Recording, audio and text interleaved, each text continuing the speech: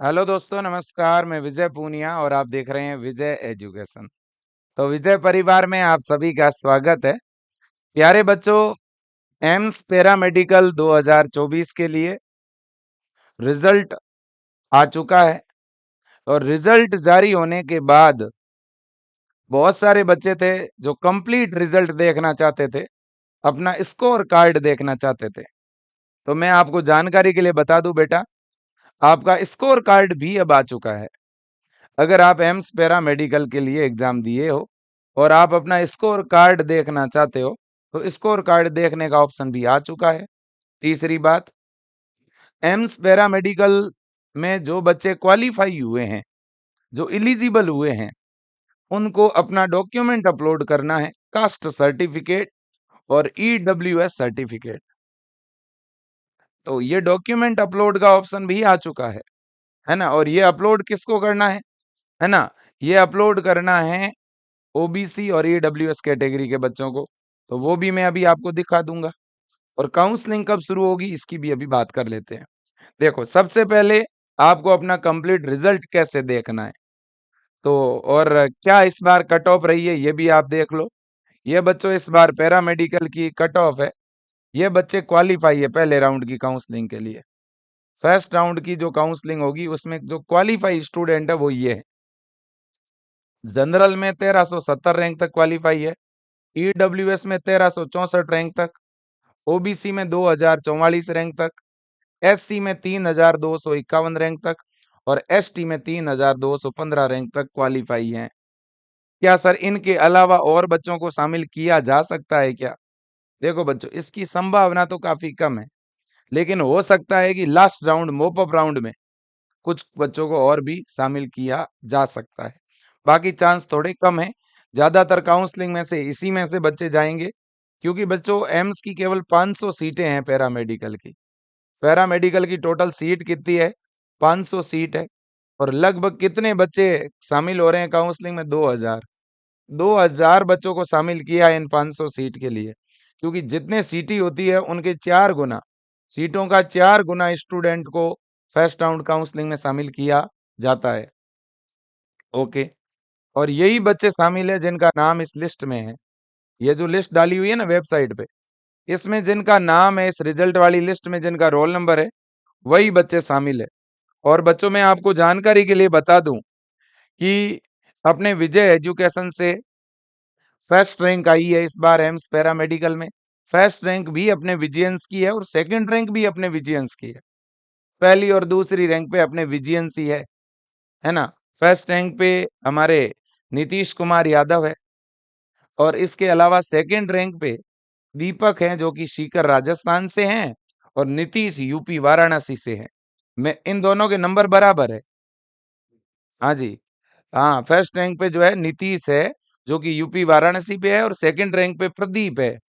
प्रदीप सीकर राजस्थान से है। प्रदीप के और नीतीश के नंबर बराबर है, ये भी एक बड़ी बात है। नंबर इन दोनों के बराबर है।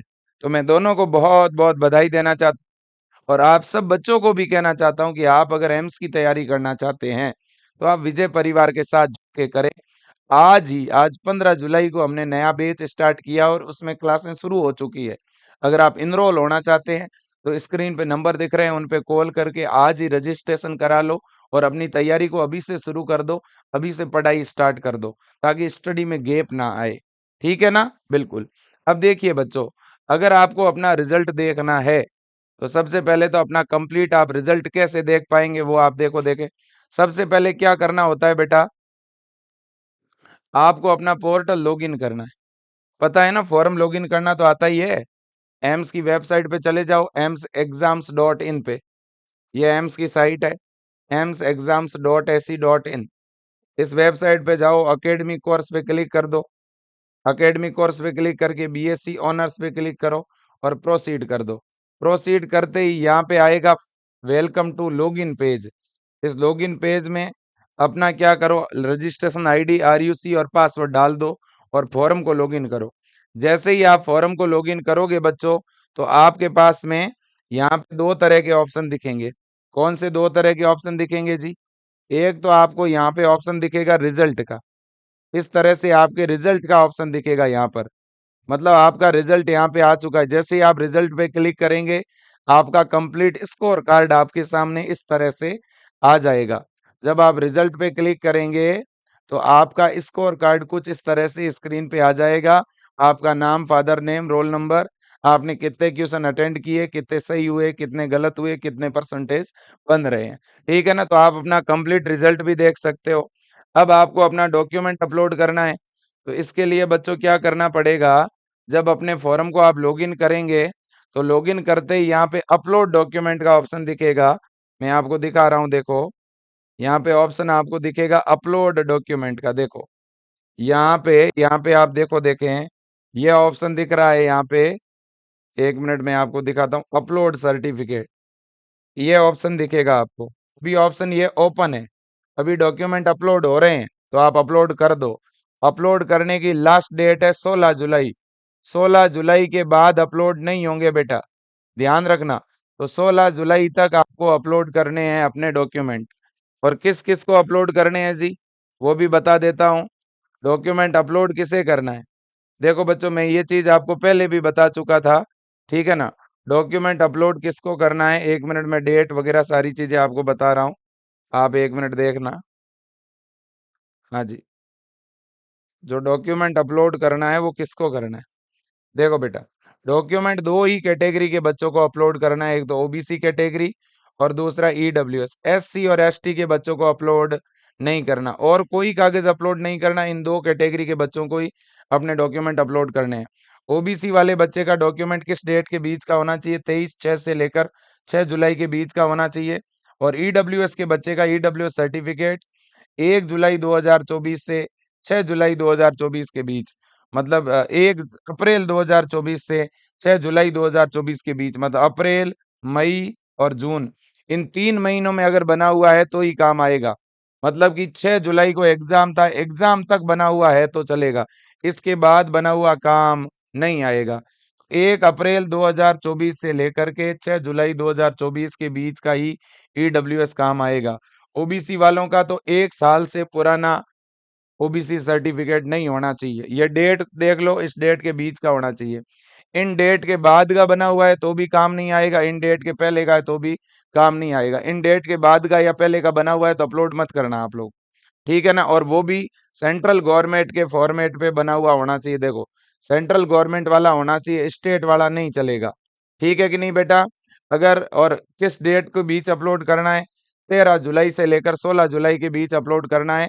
तो कल अपलोड करने की लास्ट डेट है बेटा, इसलिए आज ही अपलोड कर लेना। कल शाम 5 बजे तक आपको अपलोड करना ही करना है, हर हाल में। अब अगर कोई बच्चा सर अपलोड नहीं करेगा तो क्या होगा? अगर कोई ईडब्ल्यूएस के बच्चे के पास सर्टिफिकेट नहीं है, या ओबीसी के बच्चे के पास सर्टिफिकेट नहीं है, तो ऐसे बच्चों को नुकसान क्या होगा?